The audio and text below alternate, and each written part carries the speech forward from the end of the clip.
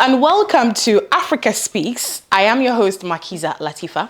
This week's edition of the show is very special because we are raising our voices in anticipation of a historic date, the anniversary of the Alliance of Sahel States on the 16th of September. Now, let me give you a little backstory for those of you who haven't followed so much. This revolutionary alliance was formed as part of solidarity and defense among Mali, Burkina Faso, and Niger, and it has become a defining moment in the region's pursuit of sovereignty, of cooperation, and stability, born from struggle, resistance, and the unyielding demand for dignity.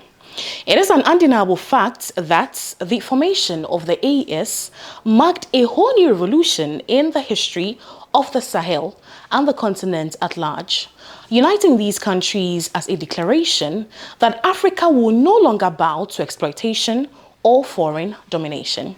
So to help us reflect on its beginnings and its impact so far, my colleague will take us through the story of how this alliance came to be, why it matters, and what it signals for Africa's future.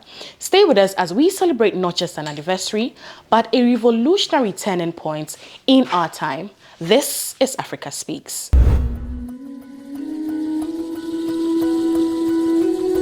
September 16 will mark 2 years since the formation of the Alliance of the Sahel State. You're watching Spotlight, and today take a look at what this alliance means to the people of Africa, their hopes and their struggles.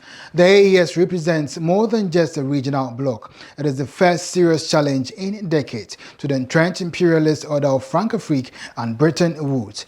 In these 2 years, the regional bloc has forged a new path towards resistance and sovereignty, building a long and glorious Pan-African tradition of struggle.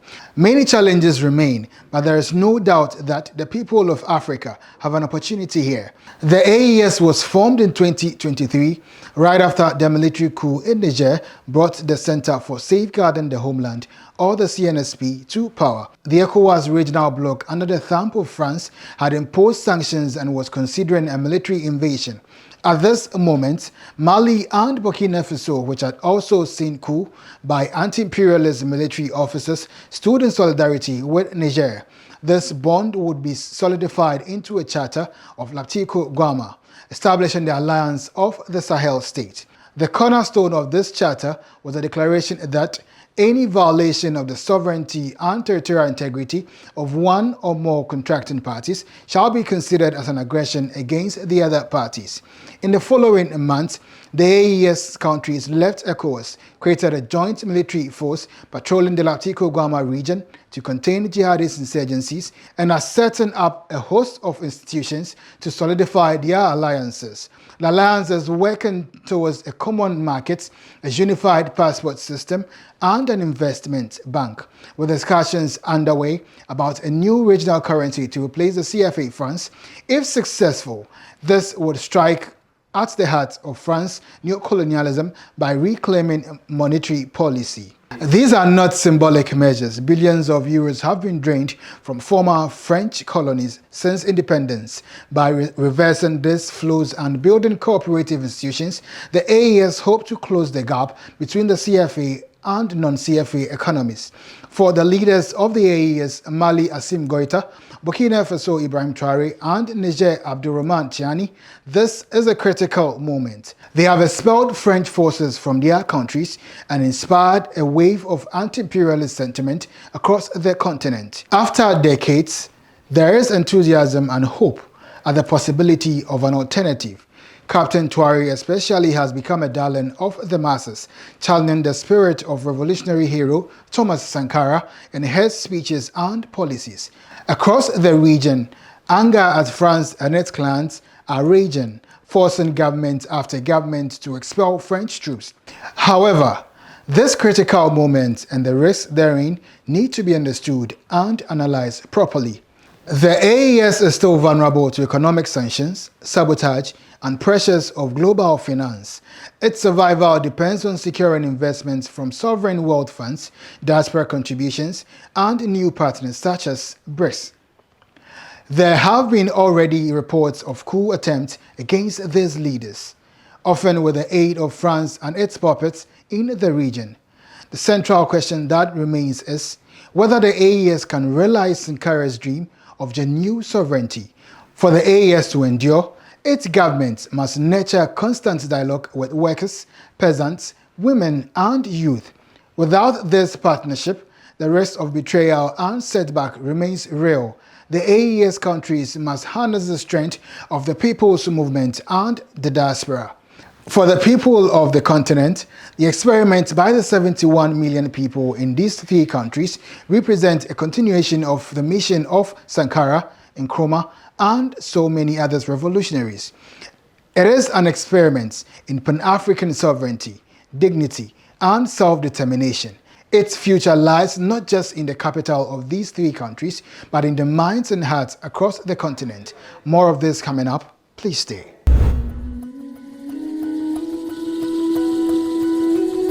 Very, very insightful. I am super excited for what the future holds in this regard. But next on the show is our Expert Speaks segment, where voices of thought and struggle meets the pulse of our continent. So this week, we are joined by Michaela Inondo, a researcher at Tricontinental Institute for Social Research. Michaela's work cuts deep into the realities of imperialism, the challenges facing the global south, and the possibilities of building a people-centered future. That sounds very exciting. She brings us clarity, analysis, and a revolutionary lens on Africa's place in the world today. So please stay tuned for this full conversation.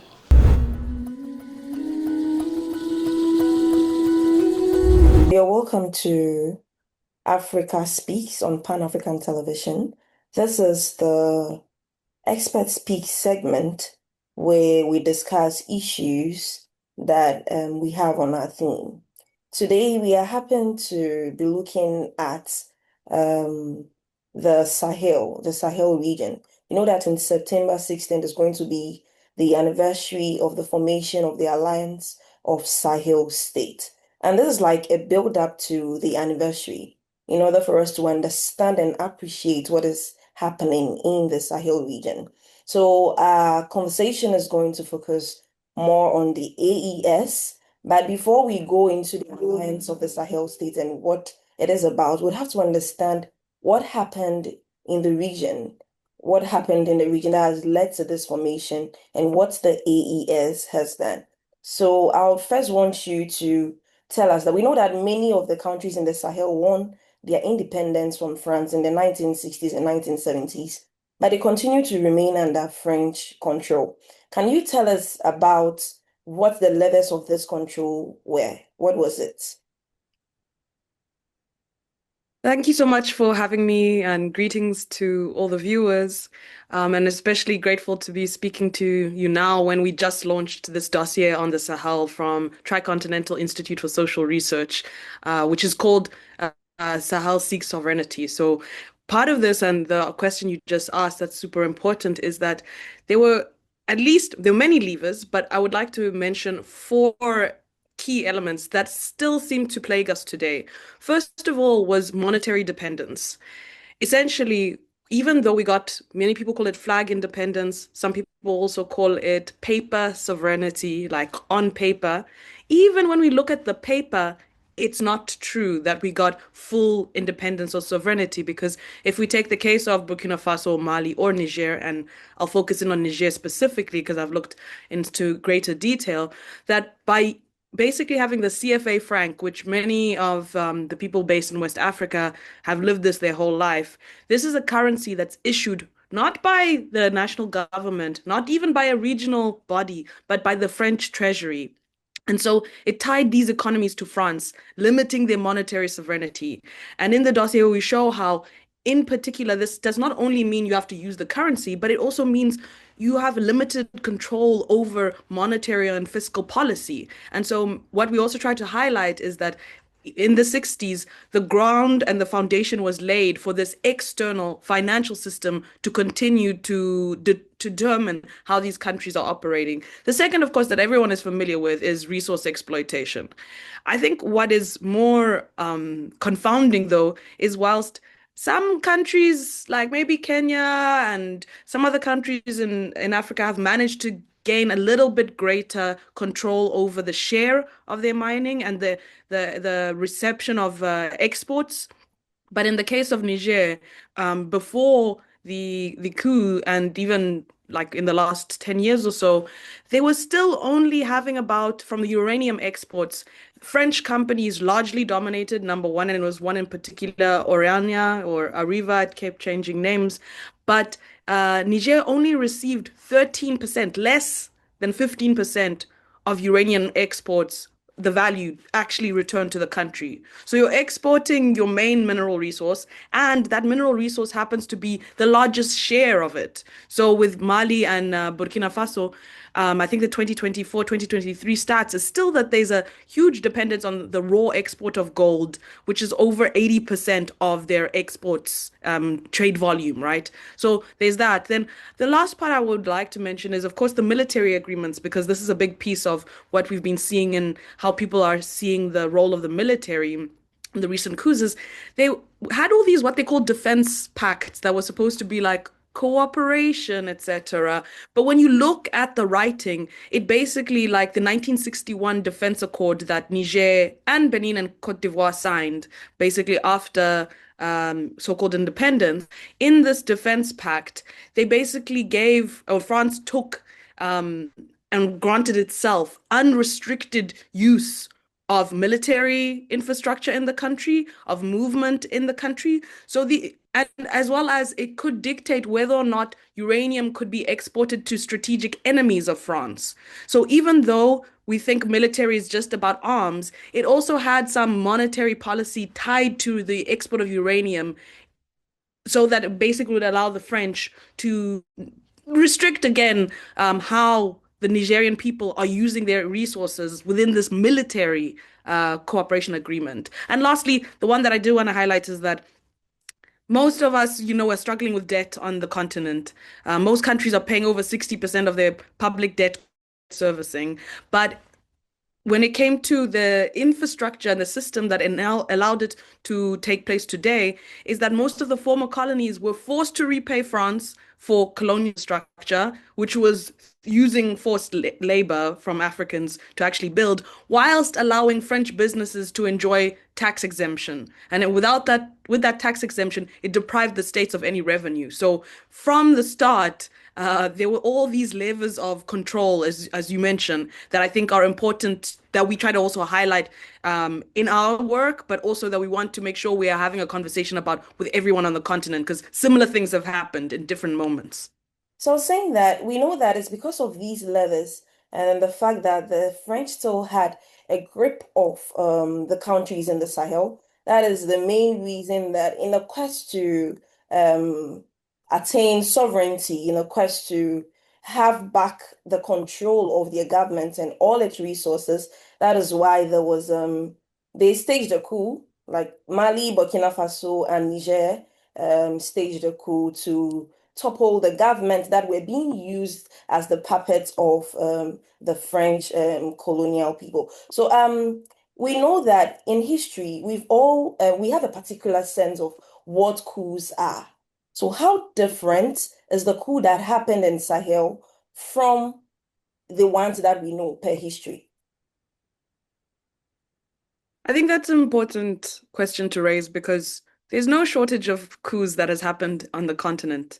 Between 1950 and 2020 or 2022, attempted coups in the world, them 214 out of, I think, 500 almost, took place in Africa. So, and the coups are plentiful on the continent in different moments. But what we have understood or come to, and based on our engagement with grassroots organizations in the region, is there are a couple of differences that I think mark it from ideologically and politically different from the coups that have happened previously. The first is that we are yet to say really what the kind of ideological or, class orientation of the coup leaders in the AES countries, but they come from like the likes of Traore, Ibrahim Traore of Burkina Faso. They come from like lower ranks, like he's a captain, for example, as well as they come from working class backgrounds that are still highly tied to, like Goita comes from cattle farming, a small cattle farming town, as far as I'm aware, but comes from a working class that is more organically closer to them and haven't necessarily emerged like in other historical moments when it kind of is either like a US backed coup, or it is a kind of bourgeois elite who are staging coups within countries, and they don't have that same level of like class affiliation, let's say, with the upper classes. The second is that, and we've noted this in our institute a couple of times in the work we're trying to push, based on our close work with trade unions and mass movements in the organizations that are leading certain processes in West Africa, in the Sahel, that even though they come from this broad class fractions and might not be coming from the upper class, the main thing is that they have popular participation where they're being pushed by grassroots organizations. In the case of Niger, a mistake or an error that I think a lot of Western media wasn't seeing necessarily was that when the military staged the coup in Niger in July of 2 years ago, in 2023, the first thing that happened that was of significance was that there was a siege of the French military base. But the reports were coming out that it was the military who did that, but it wasn't. It was working class organizations, it was grassroots organizations, it was, associations of mothers, associations of concerned citizens who basically made this call and demand and mobilized in the masses for the French to be expelled. So the actual agenda was set from the below, and the coup leaders who had also not they might have anti-French sentiment, but initially, from what I understand, is that they were compelled by the fact that they were working on the front lines against jihadists. They were working in poor conditions of not getting, uh, social benefits, getting paid on time, certain security. So they were also coming from a material need of wanting to change their reality. But as soon as the agenda was set on the grassroots that the French must be expelled, they saw that they required the mass support for legitimacy and for protection and to retain the advancements they also wanted to have. So the fact is that there's been a lot of popular participation in a lot of these processes. But I will say that one has to distinguish between, they're not homogenous. Yeah. What's happening in Mali is a different historical process where, they had a socialist project in the 60s. There might be a socialist residual that makes you think about sovereignty differently in Mali. Burkina Faso had Thomas Sankara, who all of us see how Traore is modeling himself and sees and draws clear inspiration from Thomas Sankara. And that wasn't a long time ago, 87. He would have heard the stories very recently as he was growing up about Thomas Sankara. But in Niger, we can clearly see how it was the grassroots organizations who set the agenda. But so it's like there's a more organic interplay between the forces. And I think that there's a desire also to have more dialogue with grassroots organizations in the building of this new process. And the last thing that relates to all of this is that whatever, again, I can't say what kind of strict ideology or political interests they have as in individual countries or as individual people or as organizations, but it's very clear that this is an anti-imperialist project in whatever form. You might disagree on the tactics of it, but it's clear that they've rejected Western funding, they've rejected Western institutions, they've expelled Western, particularly, American and French aid, military, and to some extent diplomatic relations, even though they might not have fully broken. They have had discussions about, getting out of the CFA franc and trying to produce a endogenous monetary system based on their needs. And for example, I think the concrete case with Mali, a really interesting document worth reading for those who want to check it out, is that in I think it was about a year and a half ago or so, they produced a new national strategy document called I think the National Strategy for Emergence. And it's essentially rooted in, it mentions pre-colonial governance models thinking back to the Manden Charter, which was basically the first human rights declaration in 1215 or so. Sorry, my history is not as precise, but it's using endogenous African governance models. It's thinking about what is the new citizen? What does a new person look like? How do we endow these human beings with conditions that they can have dignity to advance a national development project? And I think all of that gives us signifiers of an anti-imperialist program. Whether or not it's as explicit as saying anti-imperialism, you can still read between the lines. But they've also been explicit. The relationships they're trying to produce with other countries, with Russia, China, with other countries, the relationships that we see them trying to maintain in the continent, even though they broke with ECOWAS. We saw that when the Traore came to the inauguration of Ghana, the new president's inauguration, the people were cheering, the people were excited, and well, I'm sure we'll talk more later, but essentially the fact that they also have an anti-imperialist aspiration and some clear aims and announcements that have been happening should be a important signal that this is a different type of coup, that it's not a coup for power grabbing, but as I'm forgetting who said this, but I think it was the leader in the West African People's Organization. He said that this was a military intervention for sovereignty, not for power grab, but for sovereignty. Absolutely. I think this is an anti-imperialism project. And then this brings me to my next question. We know that it is out of this, the fact that if Niger had stood alone, if Mali had stood alone, if Burkina Faso had stood alone, then these imperialists would have had a chance to infiltrate or break that particular example that or that fire that lit up in the Sahel. But so because of that, that was how come the Alliance of Sahel States was formed in order for them to have that powerful pact. But it is important to note that the only interesting thing that has happened is not just the formation of the AES, but some institutions around it at every level. Could you tell us about what its implications are? Sure. So I think first off, they have initiated different regional integration processes, whether it's the fact that they're now in a process of creating a singular passport.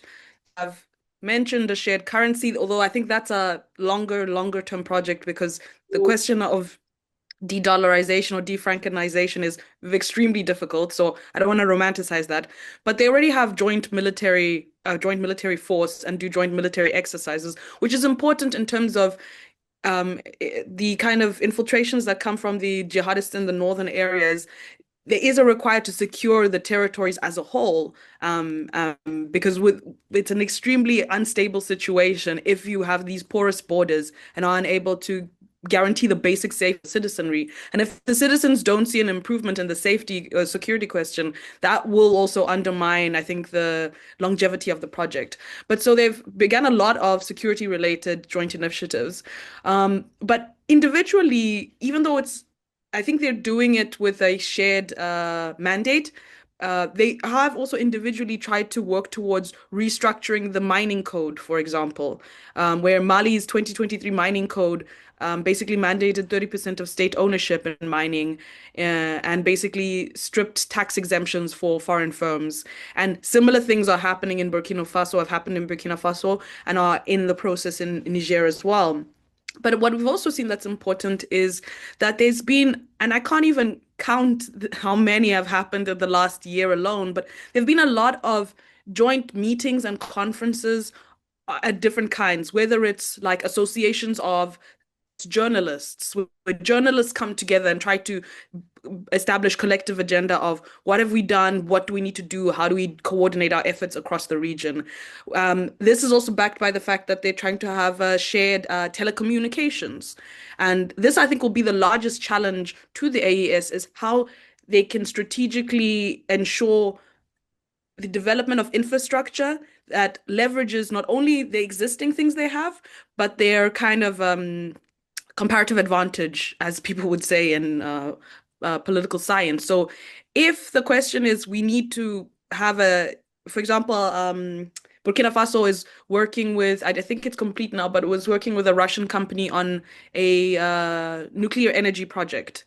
So then the aim and the hope is that that nuclear energy project will be able to supply energy to also strategic ventures happening in the other countries, and that they're doing so in a coordinated fashion. And that's a lot harder, is to make sure that the infrastructure is there, because they have to deal with domestic needs, but they need to see the bigger picture of how they coordinate it amongst the different countries now that they're all basically one country, essentially. But there still is a lot of granular thinking and work that is happening right now. We've seen that women's caravans have been going around where they basically are enabling women who are part of like political education processes to move through the different countries and share their experiences and coordinate their experiences.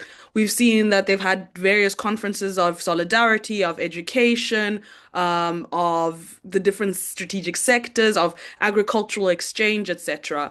But one thing that I hope, like other organizations like Pan Africa Television and other research institutes on the continent, is we need to make a greater effort to publicize exactly what those efforts have been.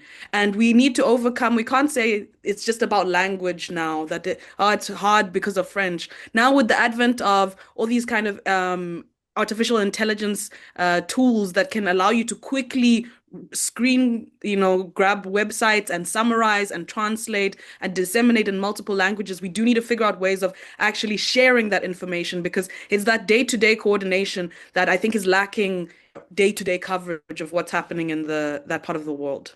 Yeah, it is indeed important that we use our media platforms as progressive front to advance what is happening in the Sahel.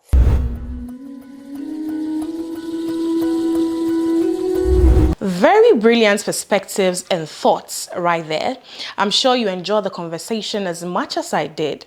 But now let's move from analysis to the heartbeat of the struggle itself. It's time for Voices on the Ground. And this week we go straight into Niger, where our comrades share with us their realities, their resistance, and their vision for the future under the banner of the Alliance of Sahel States. So please don't go anywhere. Stay with us.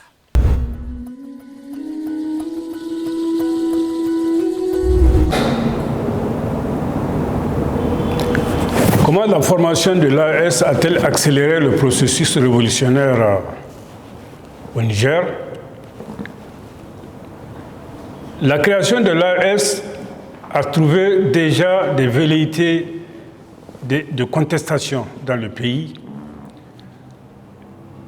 Il vous souviendra que les contestations qui étaient parties de 2018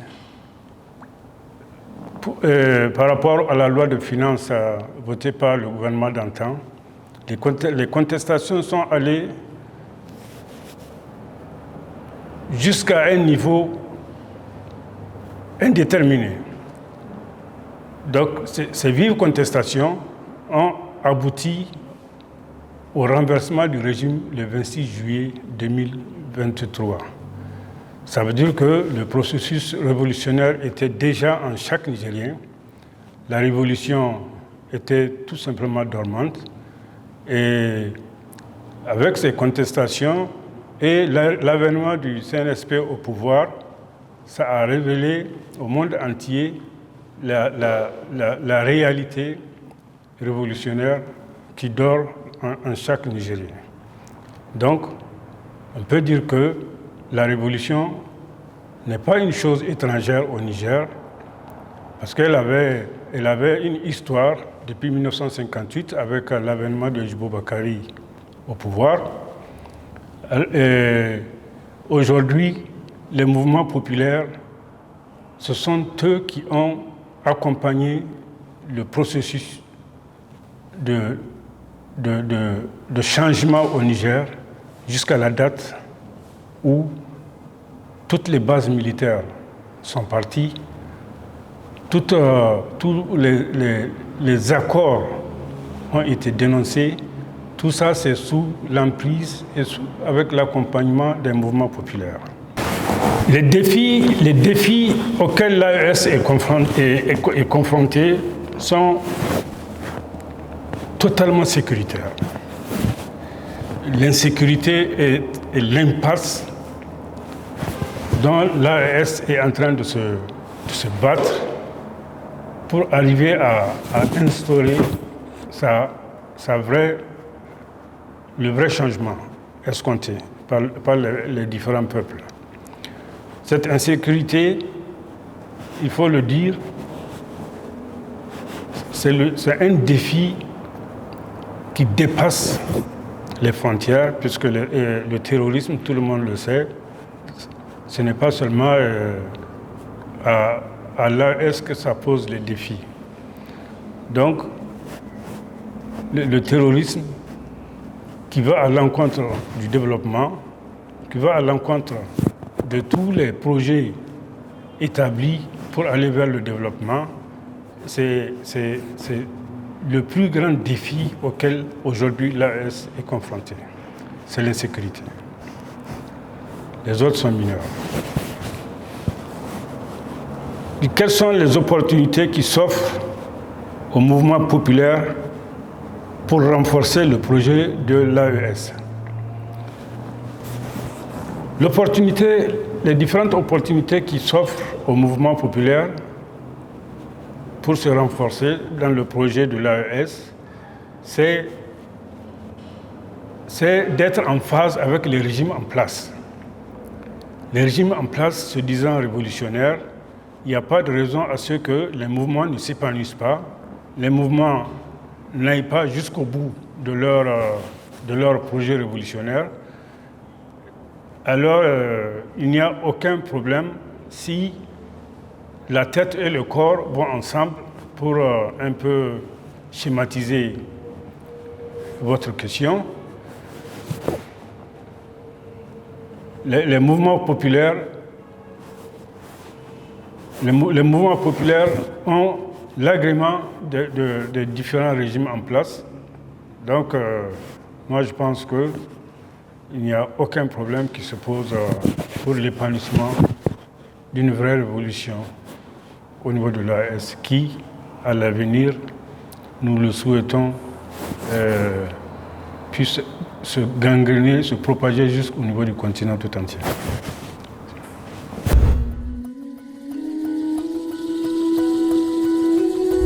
Permettez-moi de répondre directement à vos différentes questions. L'AES, je me dis l'AES est un symbole d'espoir, de dignité et de fin d'humiliation liée à des ingérences étrangères et la dépendance. C'est aussi une alternative panafricaine face à des institutions comme la CEDEAO. C'est un acte de courage politique. Donc, la création de l'AES a permis aussi de prendre des mesures comme les réformes de l'enseignement, tout en intégrant les histoires africaines, les héros locaux, aussi la valorisation des langues nationales, la promotion de la culture sahélienne. Et toutes ces actions visent à briser l'annihilation mentale imposée par la colonisation et à reconstruire une identité africaine forte et assumée. Pour la troisième question, les peuples africains doivent soutenir l'AES tout en boycottant les médias occidentaux toxiques et promouvoir les médias africains. Aussi, ils doivent soutenir l'union entre les mouvements sociaux et la solidarité entre les populations africaines. Merci.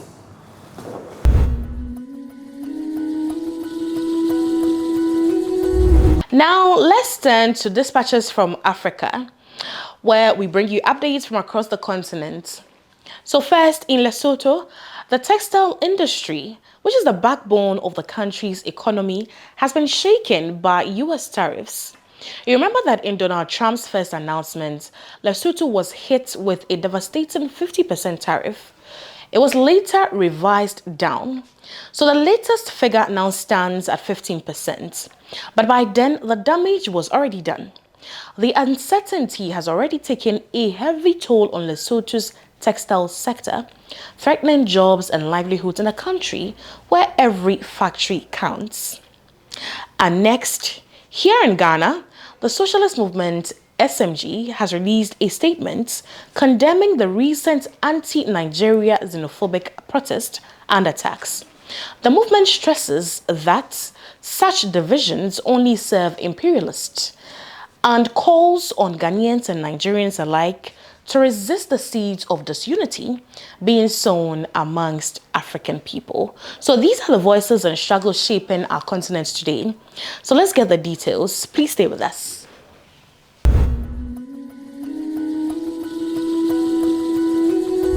Greetings to you and your viewers. My name is Solon Sinohe. I'm the General Secretary of the union called Unite in Lesotho. On the question of the textile industry in Lesotho, the textile industry in Lesotho has employed more than 35,000 workers. And out of these 35,000 workers, close to 20,000 workers are working for the companies that are supplying American market. The remaining ones are working for the companies that are exporting to South Africa. These are the two big markets that we are exporting to in terms of textiles. Now, the owners of these companies, some are South African owners, and some of them are Taiwanese. All these employers who came and are exporting to America came as a result of AGOA. So they took advantage of the duty free.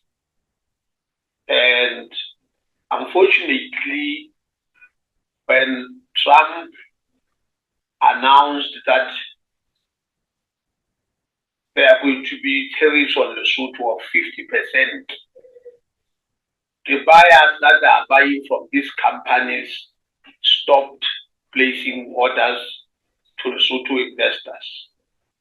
So this resulted into a lot of workers being laid off or put on short time for a period of 3 months. As we are speaking now, those workers are still at home. They started being at home from end of May until now. Now, the most painful part of this short time or layoff is that workers are not getting salaries because the employers are saying we are not the cause of the problem. The problem has been caused by American administration.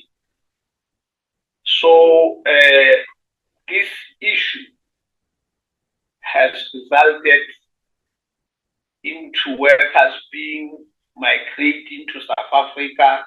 Some are going for the illegal minings. Some are going to some factory hubs somewhere in KwaZulu-Natal, where most of our workers or textile workers are going without proper documentation, and they are being victimized by the South African community. And some of the workers are also being trafficked to different places of the world by the promises made to them that we are taking you somewhere, you are going to have better jobs, and so forth. So people are falling to this kind of traps as a result of hunger, because of hunger. So we are facing this situation, comrades, and some of the comrades are unable to pay rent where they are staying because most of them are migrants from the rural areas. So here in town, where there are these factories, people are renting some people's houses, which will cost around 800 rents, and they are unable now to pay those rents. Their children have just returned, or the academic year, they have returned to school now. Now their children are unable to go to school because their parents are unable to pay school fees as they are not having income anymore. Now the other sector that has been affected is the transport sector. The transport sector, because people are not going to work, some are not going to school. It means people in the transportation sector are affected because they have no customers anymore. So also on that part, they are laying off or dismissing their workers as a result of that. The street vendors also, who are selling food at lunchtime for these workers, are also affected because there are no people who are buying from them, and this is imposing a lot of problems. The crime rate has increased in the country because for those who don't have, now they will have to attack those who have for the living. Now, lastly, comrade, I think you asked the question that what are we doing as an organization? We as soon as we heard about this issue of tariffs, we write the letter to the Prime Minister of Lesotho asking for the meeting so that we can come up with the solution on this matter. Then he came up with a team of 3 ministers: Minister of Labor, Minister of Trade, and Minister of Public Works, to deal with this issue. But unfortunately, for the past 3 months, there is no progress because the government of Lesotho will say that they are trying to meet the American administration, but there is no progress on that issue. So that is the position. The government is helpless. We are also helpless. Instead, they are talking about diverting the market to the South African market. And the South African market, compared to that one of America, is very small. And even if it was not small, South Africa has got textile workers also, who are also supplying the same market. The surrounding countries like Swaziland and others are also exporting to the same market. And we are already supplying to such a market.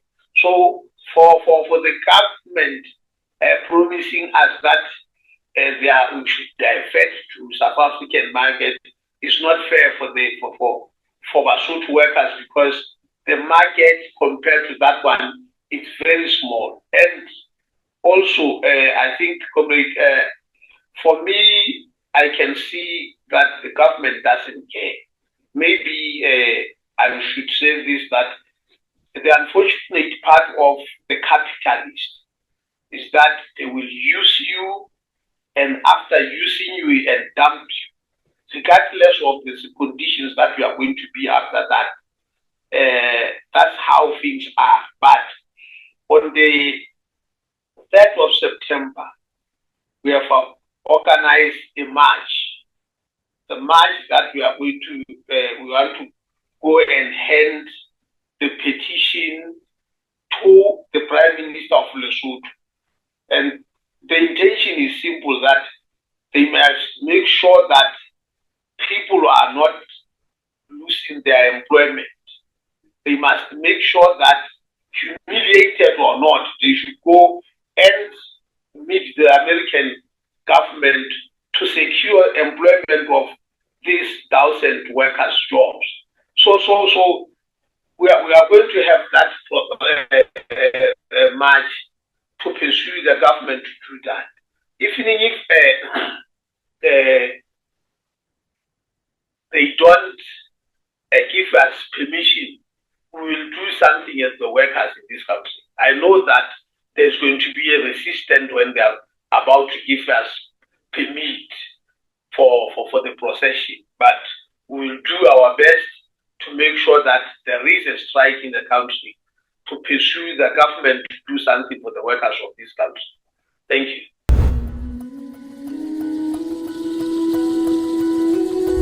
Good evening, comrades and friends.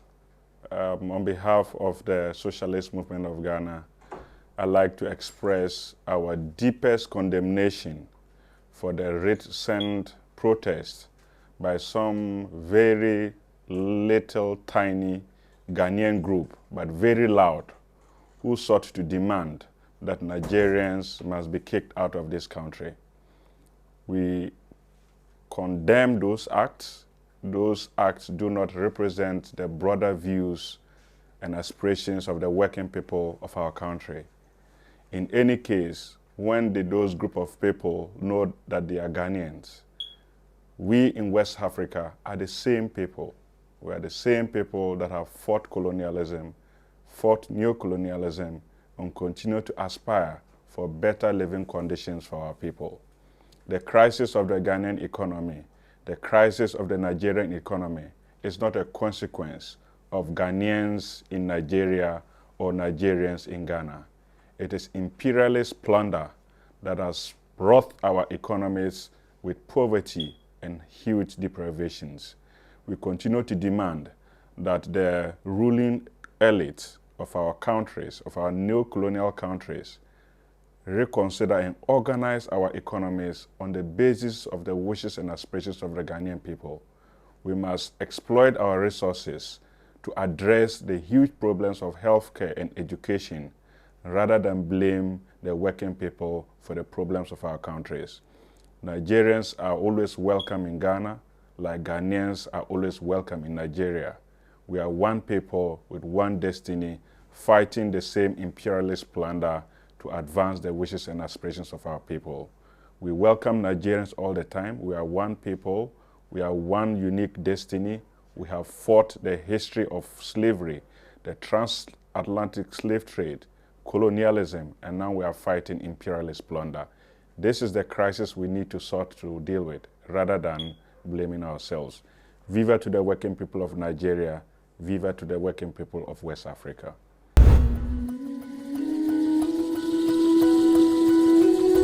And you're still watching Africa Speaks here on Pan-African Television.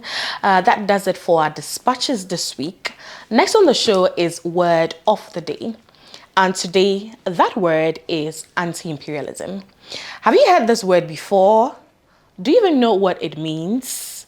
Well, anti-imperialism is not just resistance. It is the conscious struggle against domination, against the exploitation of our resources, our labor, and our sovereignty by foreign powers. Well, it is the principle that unites liberation movements across Africa and the global south, from the Sahel to Southern Africa, from Accra to Havana. It is at the heart of solidarity, the demand that our peoples must decide our own destiny, free from the dictates of empire. There's more in this feature.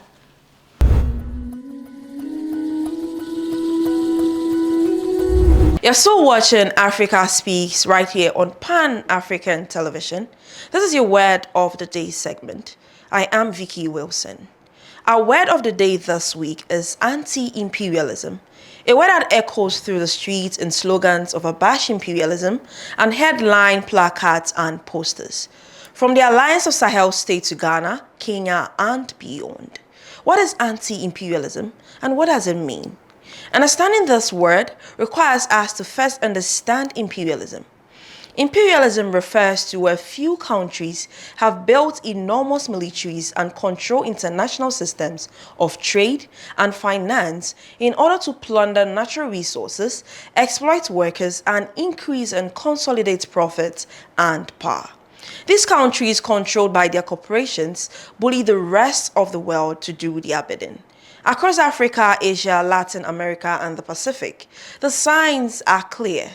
Foreign-owned corporations control critical industries such as mines, healthcare, and energy, while local communities live in poverty. International lenders such as the IMF and World Bank dictate economic policy, forcing government to privatize public goods and cut social services to pay debt often imposed through coercion. The US and its allies deploy troops, shaping countries' security policies to suit their own interests. Imperialism is not just tanks and soldiers. It is trade rules, debt systems, and corporation monopolies that strip countries of their sovereignty while presenting the theft as partnership or development. Language changes, but the power structure remains. The objective: keep resources flowing one way, keep decision-making in the hands of a few, and keep the majority of the world dependent on the centers of capital. Imperialism generates instability and inequality. It is the reason resource-rich countries remain poor, food-exporting nations face hunger, and political independence often comes without economic freedom. Imperialism also generates resistance, so therefore, anti-imperialists demand that this structure be smashed. Today, anti-imperialism is a political position grounded in concrete struggles and the simple truth that no nation, no people should live under the domination of another. From the AES kicking French troops out to young people rising up on the streets of Kenya against the IMF-backed finance bill, the word anti-imperialist is being used to describe these actions.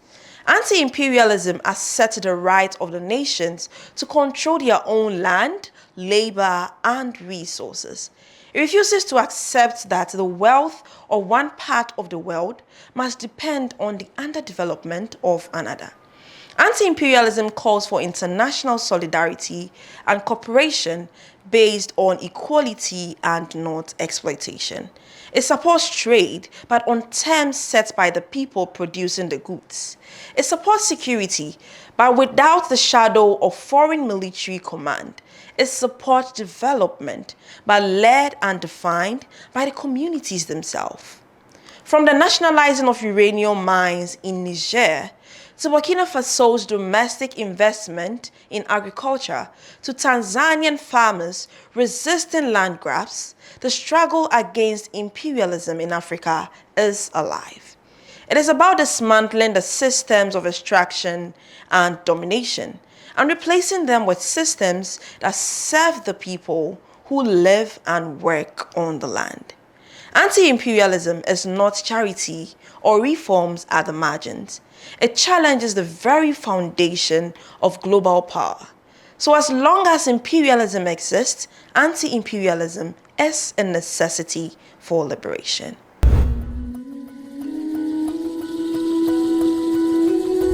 And finally, we end today's edition of Africa Speaks with our history segments. So this week, we celebrate the life and legacy of Fillmore Mapeto, the Malawian revolutionary who stood firm against colonial domination and injustice. So as we approach the anniversary of the Alliance of Sahel States, We draw strength from heroes like Fieldmore Mapeto, who showed us that resistance is our inheritance and liberation is our duty.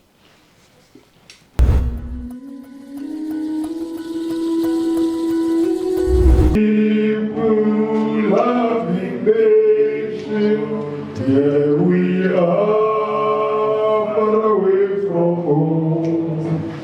We shall live. August 16th was the death anniversary of South African Marxist-Leninist revolutionary Fieldmore Mapeto. Born in June 1956, Mapeto, who was fondly known by his comrades as Fofo, experienced the racist oppression of the apartheid regime at a young age as his family was forced to move as a result of the Group Areas Act, a brutal law which segregated residential areas according to skin color. At the age of 17, he joined Umkhonto Wezizwe, the ANC's armed wing. He dedicated his life to fighting for the abolition of the horrific apartheid system in Southern Africa. This commitment forced him into exile, where he continued his work for the liberation of his country. In Angola, he fought alongside the Cuban army. During his time in exile, he survived a gunshot to the head, a testament to his resilience and the perils he faced. Cuban doctors in Angola saved his life. He was named Fieldmore by his comrades in the underground struggle and was fondly known as the People's Commissar for his ideological clarity and unwavering commitment to revolutionary ideals. Fieldmore did not see the end of apartheid as the conclusion of the struggle. His work in political education was central to his legacy, empowering countless workers with tools of critical analysis and thought. He continued working with NUMSA, the National Union of Metal Workers of South Africa, taking a key interest in politicizing young cadres and preparing an entire generation of militant leaders and intellectuals forged in the struggles of the working class. He saw the struggle of South Africa workers as part of a global fight against capitalism and imperialism.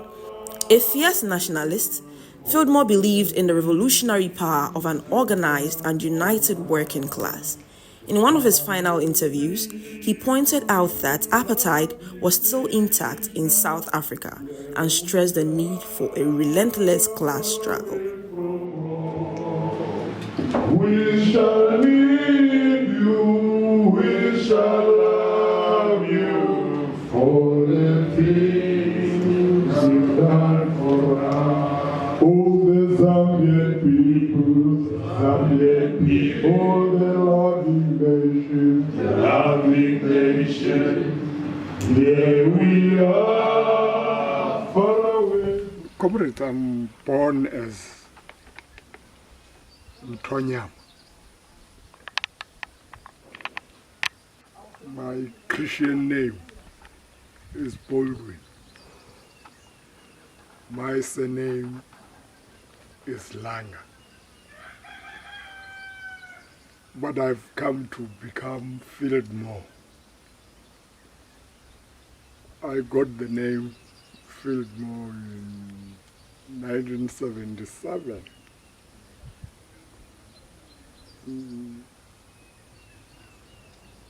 That name is given to me by the African National Congress and its military wing, Umkhonto Wezizwe, because we had to live under the conditions of underground, even amongst ourselves here. You were not supposed to know. I was not supposed to know who really are you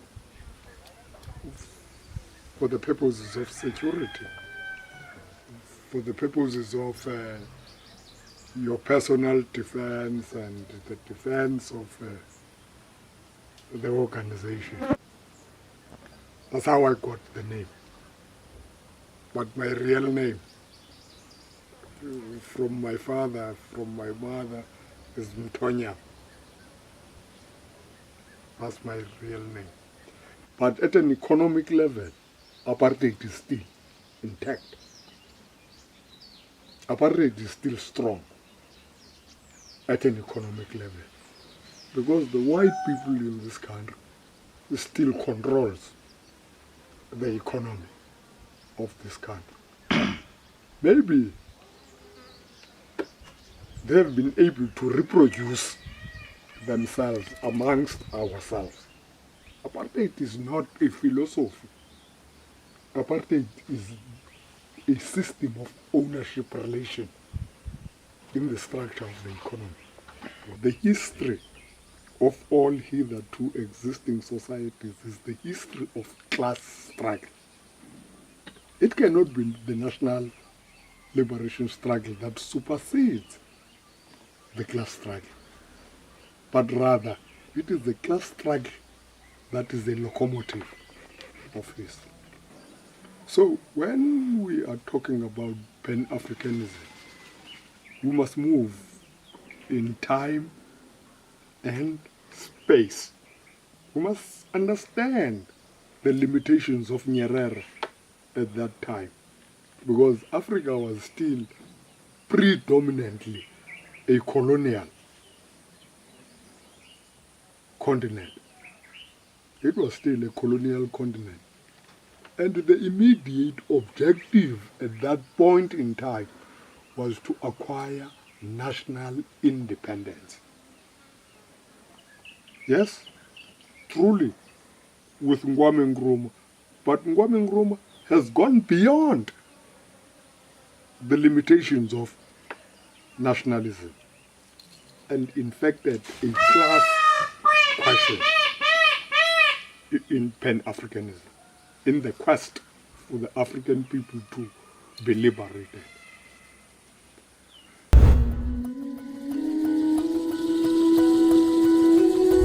Very, very, very, very interesting history coming your way right there. But that's all for today's edition of the show here on Pan Africa. You've been watching Africa Speaks with me, Makiza Latifa. Today we jet up to the September 16th anniversary of the Alliance of Sahel States. We heard from experts, comrades, and voices on the ground, and we reminded ourselves of the power of anti-imperialism. So until next week, keep the fire of solidarity burning, and remember that Africa must speak and Africa must be heard. Keep watching Pan-African Television and Africa Speaks. I'll see you very soon.